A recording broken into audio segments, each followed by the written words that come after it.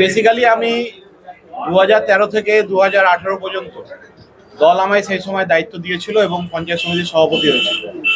তারপর কিছু ভুল বোঝাবুঝির কারণে আমি সেই সময় বিজেপিতে গেছিলাম এবং বিজেপির লোকেরা আমাকে আপন করে নেয়নি, তাদের নেতৃত্ব আমাকে আপন করে নেয়নি এবং অনেক কষ্ট নিয়েও চেয়েছিলাম।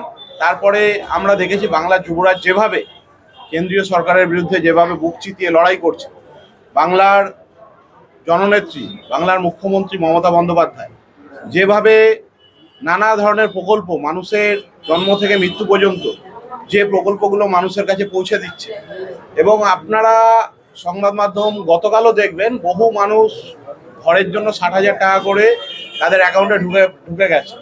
অলরেডি ফার্স্ট লটের 1,20,000 মধ্যে 60,000 টাকা করে ঢুকে গেছে। এবং বাংলার বহু বঞ্চিত মানুষ যারা ঘর পাচ্ছে, গরিব মানুষ, দিদির যে স্কিমগুলো আপনারা দেখবেন, দীঘায় যেভাবে জগন্নাথ মন্দির হয়েছে, আজকে দুর্গা অঙ্গন বলে আপনারা নিউ টাউনের ওখানে হচ্ছে প্রায় 17 একর জমির ওপরে, যেভাবে দিদি একদিকে বাংলার উন্নয়ন করছে, সেভাবে ধর্মীয় স্থানগুলোকেও দিদি ঢেলে সাজিয়ে দিচ্ছে, যাতে বাংলার কোথাও কোনো মানুষের বিভাজনের কোনো রকম কোনো চিহ্ন, বিভাজনের কোনো কষ্ট না থাকে মানুষের মধ্যে।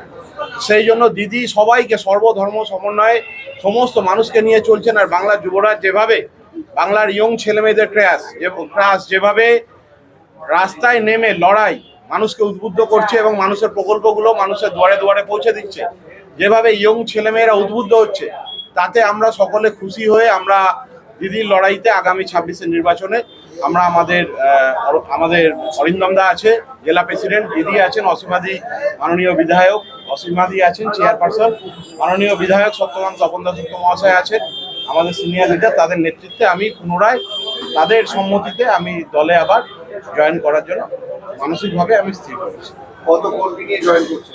আমরা প্রায় 2,500-3,000 কর্মী নিয়ে আজকে জয়েন করেছি।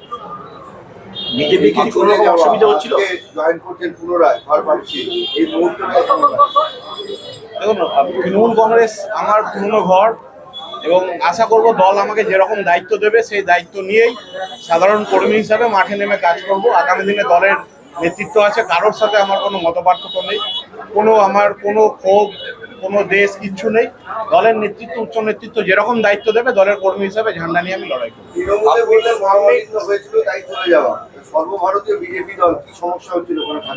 তারা আপন করে নিতে পারেনি, হয়তো আমি তৃণমূল থেকে গেছিলাম বলে, হয়তো তাদের কোথাও সমস্যা হচ্ছিল, তাদের অনেক বড় বড় নেতৃত্ব আছে, হয়তো আমায় আপন করে নিতে পারেনি। তো আমি আমাদের দল পুরনো ঘরে আমি ফিরে এসেছি এবং তারা আমায় আপন করে নিয়েছে, তাদের কাছে আমি কৃতজ্ঞ এবং আমায় যেটুকু কাজ করার সুযোগ দেবে, দল যেরকম নির্দেশ দেবে সেরকম আমি কাজ করব।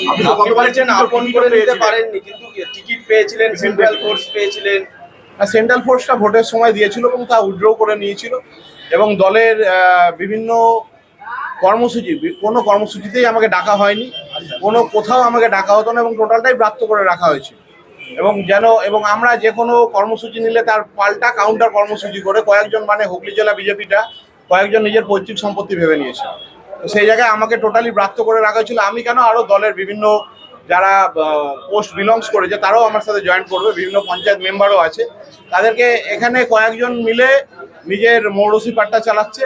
সেই জায়গায় আমরা ঠিক করেছি যে আমরা পুনরায় দলের কাছে আবেদন করেছিলাম, দল আমাদের পারমিশন দিয়েছে, মনস্থির করে নিয়েছি যাতে আমরা পুনরায় দলের হয়ে কাজ করতে পারি।